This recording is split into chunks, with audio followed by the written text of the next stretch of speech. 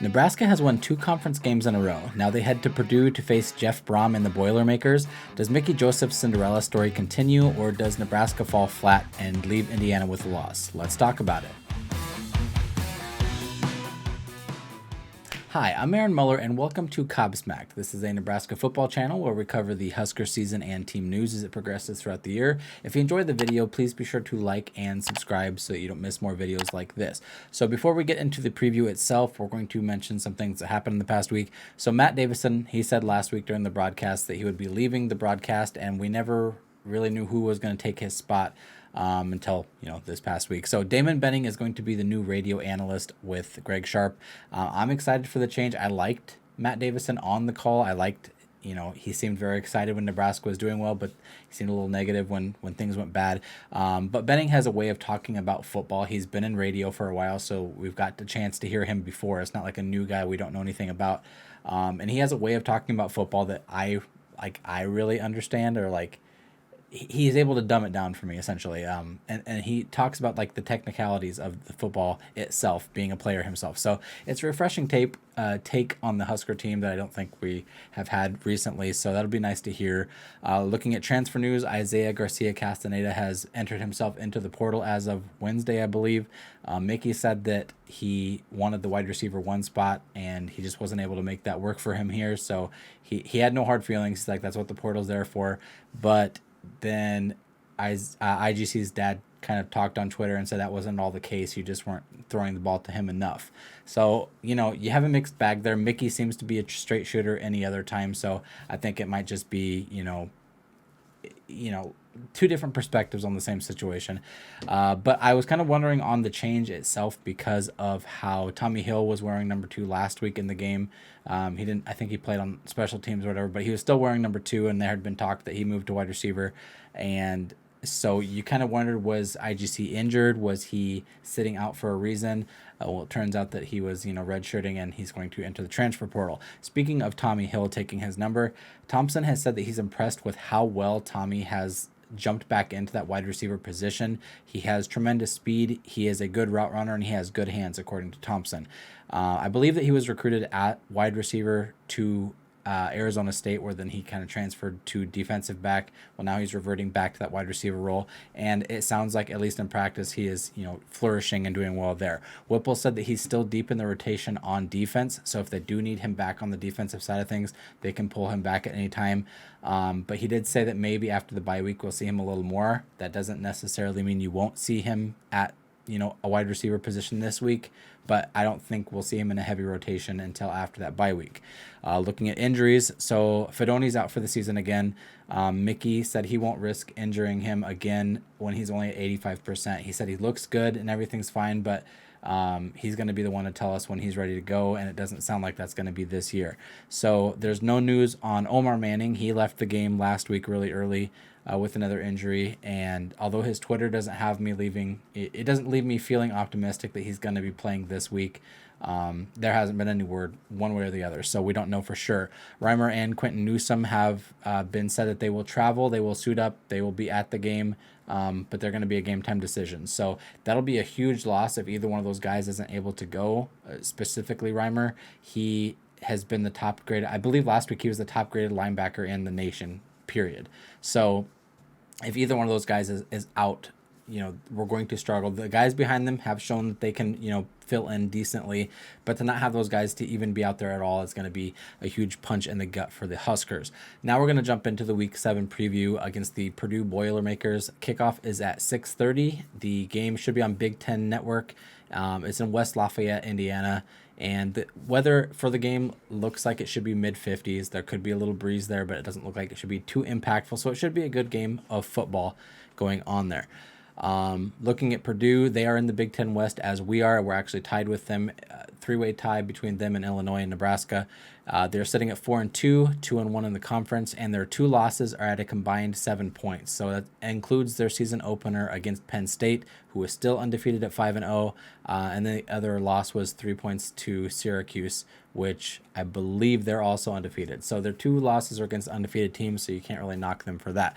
Jeff Brom is in his 6th season at Purdue. He has a record of 28-29. He's 3-2 against Nebraska, And the winner on average in those 5 games has been by a touchdown or less. So they've all been close games on average. They've all been pretty competitive.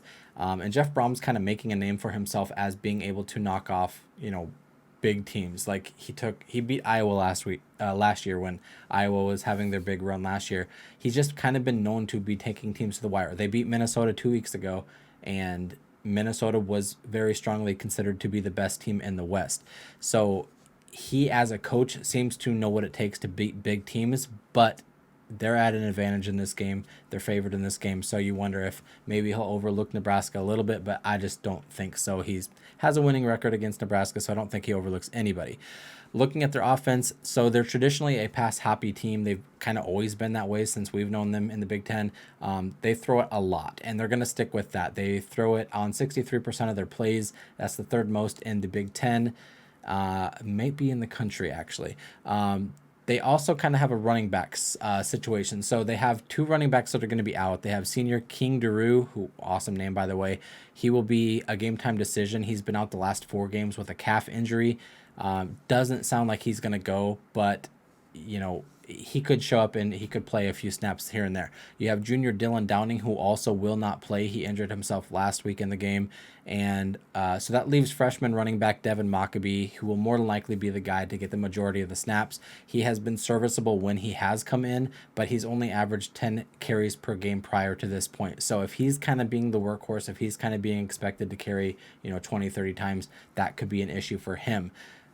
Luckily for him, Purdue is not known for running the ball a whole lot. So he averages 2.7 yards per carry against Big Ten opponents, but he is capable of busting off bigger chunk plays. Against Minnesota, I watched that game.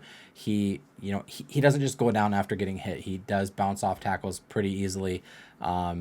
He's just not able to run through guys, but he's able to bust off big chunk plays if you allow him to do so. So tackling is going to be important as far as that goes.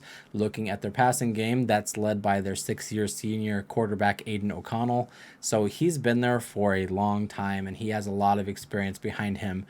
He finished last season with 3,700 passing yards and 28 touchdowns. He also had like a passer rating of 158, which is really good. This year he's already thrown for 1,500 yards, and he was injured for 1 game. So that's only through 5 games he's thrown for 1,500 yards. So he's averaging right around 300 yards per game. He averages 47 passing attempts per game in the Big Ten Conference, but health has been a concern for him. So he takes a lot of hits. He's been there for 6 years, so he's been taking a lot of hits since he's been there, period. But this year he's been having an injury that's been dealing with him for the last 2 or 3 weeks. He didn't play in the game, as I mentioned. I believe it was Florida Atlantic. He didn't play that game. And ever since he's come back, he's kind of just been a little different. The offense seems to function all right, but part of that is that their offensive line struggles. So Aiden's not getting the protection he needs, and that really shows up. It's very similar to how Nebraska is kind of dealing with that. Casey Thompson has been getting hit a lot. He's gone out with injuries, but he's been able to come back and play, fairly decently. Credit that to his toughness. Aiden O'Connell seems to be in the same boat. So he's a tough guy. He's going out there to play, but he's still taking a lot of hits, and you can see that it's impacting his game. The interior linemen for that offensive line seem to be okay in the pass block. Specifically, their center and their left guard seem to be okay. So luckily for us, that means that the edge positions should be a little more open. The tackles have shown weakness against the edge rush. So he has been sacked 9 times this year in the 3 Big Ten games that he has played in. That includes 5 last week at Maryland. So if you wanted to have a silver lining to the offense, and if we're able to impact them, that would probably be it. To counteract that offensive line, though, they have started to run a lot more slant plays, a lot more quick passes to counteract that. Aiden O'Connell is getting the ball out very quickly as well. So he's only holding on to the ball an average of 2.5 seconds. So whether he looks downfield, doesn't see the read, he dumps it off to somebody, which typically is, a tight end or a running back. But most of his passes are also within that 10 yards. So he's getting out quickly. He's getting it out short passes, but he's able also to throw the deep ball to his wide receiver, which we'll mention. So senior transfer wide receiver Charlie Jones, he has broken out as their go-to guy, essentially. He transferred from Iowa, where all of last season he had 21 receptions, and this year in the first 2 games he hit 21 receptions at Purdue. He has 50 receptions on the season so far, which beats out Trey Palmer. He also has more yards than Palmer, and 7 of the 13 passing touchdowns have been to Charlie Jones. So a lot of the offense runs through Charlie Jones. If he's not able to get going, then the offense offense struggles a little bit. In the last 2 games specifically, in the last 3 games specifically, he's only averaged 6 receptions and 43 yards a game. So again, if he's struggling, then that's going to lead the offense to kind of look at other guys.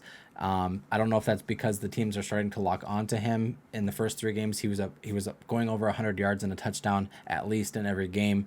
And so I don't know if teams are starting to look at him and kind of locking him down because they know if they can shut him down, then that's going to impact the whole offense. Or is it kind of that Aiden O'Connell is playing hurt, so he's not able to get those deep balls as well as he was before, and that's really Charlie Jones's threat, as he is the deep ball guy. You don't know, because ever since Aiden O'Connell's come back, Charlie Jones's numbers have gone down, but I assume that that's going to be the case for everybody across the board, is the offense struggles when Aiden O'Connell struggles.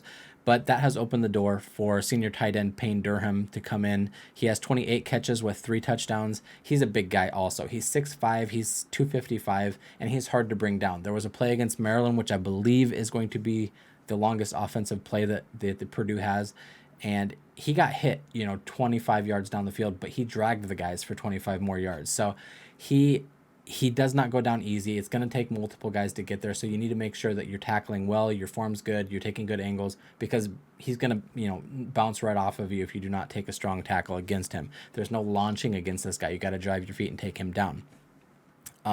Similar to Nebraska, Purdue struggles with this offensive line, and that's really impacted how they play, but they have found ways around that, as I mentioned, with the short passes, the quick passes, the slant routes.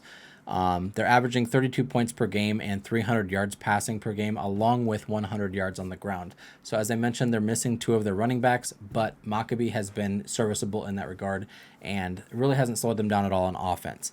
Looking at their defense, Purdue's defense isn't what it was last year with Karlaftis now gone to the NFL. He was a monster against us last year in the whole Big Ten. He was just, he ran through a lot of guys, but he's not there anymore. So their edge rush has kind of taken a hit, but their secondary is still dangerous. Purdue's secondary is probably its strongest point, and that's led by the 2 senior safeties that they have back there, namely Cam Allen. He has 5 passes deflected, 3 interceptions, and 1 of those going back for a touchdown, along with 1 fumble recovery. So he's kind of everywhere he needs to be. He's able to see the ball before it gets to where it's supposed to go, and he's able to make plays on a lot of these balls, whether that's picking it off or whether that's just knocking it out. So he has shown his ability to play strong at safety. He's kind of the commander of that defense. You have the other safety back there who's also playing just as well. He's actually top 10 in the country as far as ratings go. Not necessarily stats, but just how well he's playing. You also have the cornerback senior Corey Trice, who is very solid in coverage. He's only allowing 33% of completions on his targets. He's able to knock the ball out forcefully too. So I believe he has 6, balls that would have been completions otherwise, but he rips the ball out of your guys' hands if they don't have good control of it. And they just play physical on that secondary. And so you're going to have to make sure you're putting the ball where it needs to be if you're Casey Thompson, and you need to make sure that you're making a good, having control of your body, making sure you're getting a right, angle on it so that they can't knock that away. He only has 1 pick on the year, but he's, like I said, he's always in position. He's playing very physical, so there's always an opportunity for him to jump up and pick one off as well.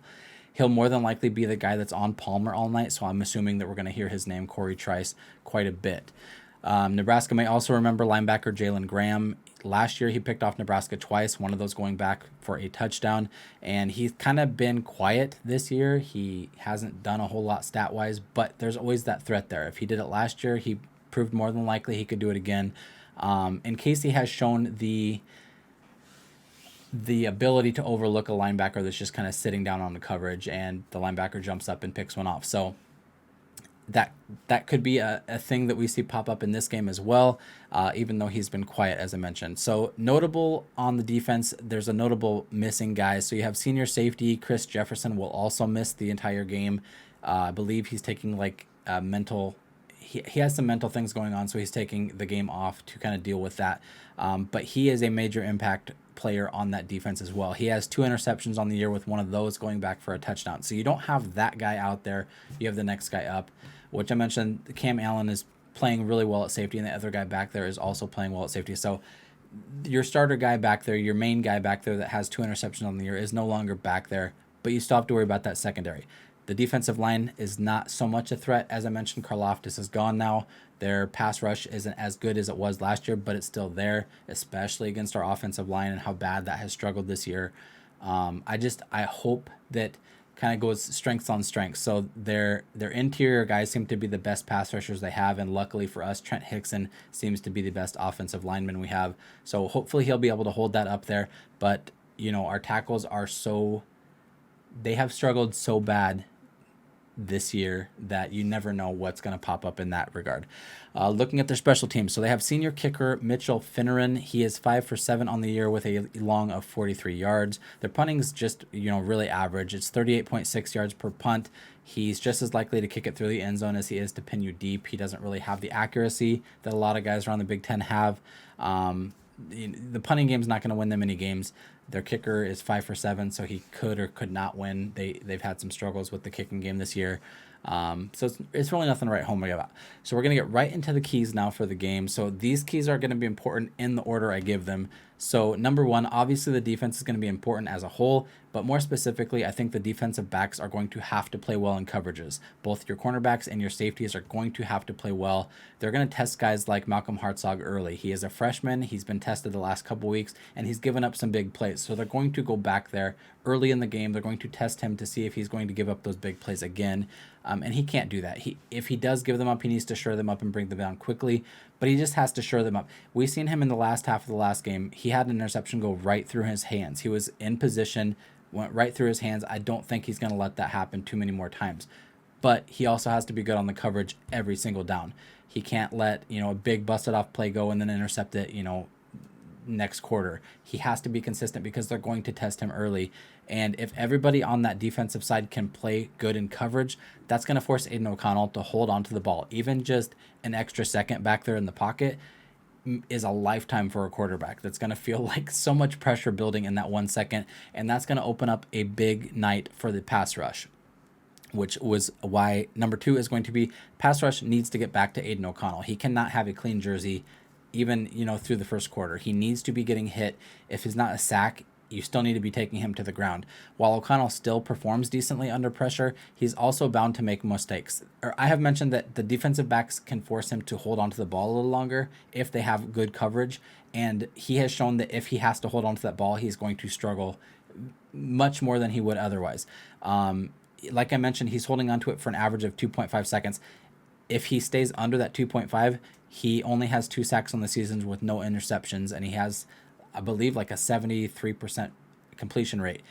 If he goes over that, though, if he hits that, holds onto the ball for 3.5 seconds, 4 seconds, he has 7 sacks on the year and he has 4 interceptions, and his completion rate plummets. And again, he's injured, so assumedly he's playing injured. So a lot of that might be playing mental games with him. Once he starts seeing guys swarming around him, he's going to panic and either get rid of the ball or throw it somewhere it should not be going.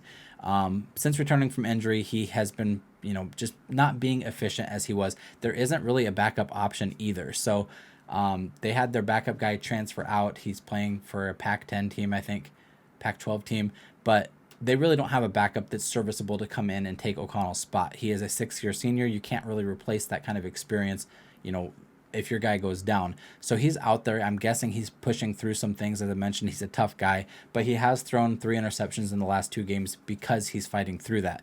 He didn't complete a single big-time throw against Maryland, which means in his deep ball, he's not putting it where it needs to be. He's not allowing his guys to make big plays, and he didn't complete a single one against Maryland in the whole game. The offense has had to kind of shift how they're playing. They've had to pivot from having a deep threat with Charlie Jones to now making these short, quick routes, as I mentioned, on the offensive side. But the offensive line has struggled more against Big Ten opponents than they did against anybody else that they played this year. And that's probably the one thing you can look at on the offense and say, like, this is where our opportunity is. And so the pass rush needs to get back there. Ty Robinson has his work cut out for him on the inside. That seems to be where their best guys are, is that center and left guard position. But the edge guys should have openings to get back there. If they can rattle him and make him uncomfortable, and especially, like, you don't want guys to get hurt, but he's hurt. And if you can make him feel that pain a little bit more, he's going to struggle. He's going to not make the best decisions, and that's going to in turn open up the game back for the defensive backs. If they can hold coverage, there's going to be opportunities for them to pick it off too. So the 1 and 2 keys kind of play into each other. If the corners can give the defensive edge guys time to get back to him, then that's going to help them feed off the ball as well. And the defensive backs have showed the ability to pick off balls in those scenarios as well. We had 3 interceptions last week. They've been in position a lot of times. We almost had the 4, as I mentioned, with Hartzog, went right through his hands. We're in position to pick off a lot of balls. Our guys are now learning to turn their head around when the ball goes in the air, which is kind of a basic thing they should have been doing all the time. But getting into key 3 for the game, the running backs need to have a big game, whether that's Grant, whether that's Yant, whether that's Irvin. Main man Grant had a big week last week, but he didn't have the stats to kind of back that up. I do think that the carrying it 30 times against Indiana, it took a toll on him. It's not the workload that he's kind of used to, and that's not the workload that his body can probably handle. He's not a huge back, as I mentioned last week, but working him into the passing game has been a huge upside for the offense. Having him be a dump guy and being on those wheel routes, kind of being on the out guy, so if Casey doesn't see something immediately, he can drop it off. Like I mentioned, that Purdue is doing very well right now. That's counteracting that bad offensive line play. If you can't look down the field for more than 2.5 seconds, you need to dump it off to that guy, and you can trust him to make those. He had 6 catches last week. I assume that whoever's back there at running back is going to be kind of doing a lot more of that again this week, and it just seems to be very successful for this offense. Purdue's secondary is talented and dangerous, so you're not going to want to take those shots downfield unless you are very confident that your guy has an opening. But the running backs are going to keep them honest. If they are able to get a running game going, which I don't think that the offensive line is going to allow us to have a big rushing game, but those dump passes and wheel routes are going to keep the secondary honest. They're not going to be able to play off the ball so much if those short passes are going to be hurting them, giving first downs consistently. They're going to have to play a little closer, which opens up the game for that deep ball again. So it puts a lot of pressure on the linebackers as well. They're not going to be able to blitz as freely as they would want to if they blitz in and they send too many guys, that leaves those outside guys open, and they could run off, bust off a big run, catch, whatever. I consider it more of a running game if you're dumping it off to a running back who's kind of just sitting on the line of scrimmage. But either way, that's going to impact a lot of the game. I think that which team is able to execute those a little better is probably going to be the one that walks away with it. So let's get into the final prediction for the game. The spread has gone up. I believe it opened up at 11 or 11.5. Now it's up to 13.5. The over and under is 56.5. And I think, honestly, this could go either way. I think that the spread makes sense if you look back at Purdue's whole season so far and Nebraska's whole season so far. Purdue is 7 points away from being undefeated. They should have won the Syracuse game, but there was, a series of unfortunate events towards the end of that game that led them to lose it. But they lost the 2 games against Penn State and Syracuse, who, as I mentioned, I believe both of those are undefeated at the moment. And when their offense is clicking, they're very hard to stop. When the offense is rolling, then they're able to move the ball and they're not really getting stopped at all. The defense has been serviceable enough. As I mentioned, they're getting turnovers and able to get the ball back to the offense. And Aiden O'Connell, when he has time, he has been a killer. And the running back has kind of been able to complement that as well. So when the offense is going, they're hard to stop, and both teams like to score early. So Purdue comes out, I believe they've scored in 3 of their 6 opening drives, and they set the tone. And whoever sets that tone early kind of walks away with it. Purdue outscores its opponents something like 50-10 in the first quarter, and that sets up their defensive strength nicely. So once you get a lead built, that forces the other team to pass it a lot, and that's where Purdue's secondary comes in so critical. They can shine when the other team is trying to play catch up, and so that can spell disaster for the team. However, if Nebraska comes out and also has a good first possession, I think that that's going to speak volumes for how the game's going to go. If Purdue goes down and scores a drive, or if Nebraska goes down and scores a drive to kick the game off, I think that that's going to put the other team in a position that they're probably not equipped to handle so well. Now, looking back at the last 2 weeks, so I say that Purdue, the 13.5 point spread makes sense as far as how Purdue has played. But you can't really look at Nebraska's past 6 games. You have to look at Nebraska's past 3 games, and the Oklahoma one is iffy because Mickey had 5 days essentially to get that team ready to play the biggest team on their schedule at that point. The last 2 weeks have really clouded my judgment. That's otherwise spot on, by the way. Never wrong. But Mickey said that his guys practice really well this week. They practice with a lot of confidence. Whipple said that it's the best week of practice that they've had all year, which could be coach talk. You never know. But if that's true and Nebraska rolls into Indiana and they play on fire right from the get-go, which we haven't really seen consistently from them. The offense comes out and they score on the first drive, and then there's a big lull until the fourth quarter, and then they kind of come out and score again. But if they can come out on fire and kind of play consistently throughout the whole game, all 4 quarters, this is going to be a fun game to watch. It's probably going to end up being more of a shootout than anything. I think Nebraska has more options and weapons on offense than Purdue does. Even though Purdue's weapons are dangerous, I think Nebraska has more options to go to. Offensive line is obviously going to be a big setback for Nebraska. I think that they are probably worse than Purdue's. But even if they can play semi-respectfully, Nebraska is going to be set up to have a huge game. And if Nebraska comes out and scores first, as I mentioned, that and even putting up like 10 points, 14 points to begin with, and that puts Purdue in a position where they have to play catch-up, Purdue is going to be in trouble.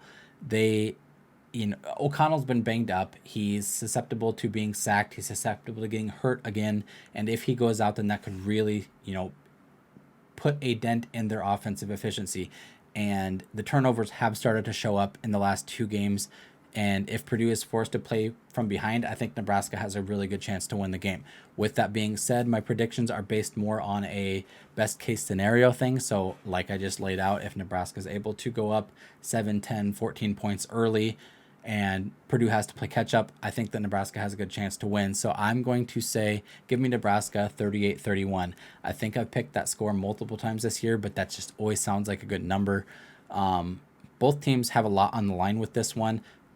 Purdue they're only going to be 1 game away from bowl eligibility. If they win this game, it'll be the best start that they've had since 2007. And I mean, both teams have a lot of momentum in the sails. Nebraska from the last 2 games being, such a big thing for them, not winning back-to-back conference games in a long time. And then Purdue winning 4 out of 2 and really 5-1 record that they should have against Syracuse. Both teams have wind in their sails and they have a lot pushing them forward. However, I think Nebraska has a lot more to lose if they come out of Indiana with a loss. And Mickey has them fighting for everything. Even every quarter, every first down, every play, they are fighting like we haven't seen them fight recently. And you can't really bet against guys that are fighting like that and have their back against the wall. So I'm going to say give me Nebraska. But that's going to wrap up this week's preview. We'll be back here for a recap of the game probably on Sunday. How do you feel about the game going into Saturday? Do you feel confident? Do you feel like this confidence and the momentum that Nebraska has is going to carry over into the game at Purdue? Leave a comment below or let me know on Twitter at Cobsmacked Media. But until next time, go Big Red.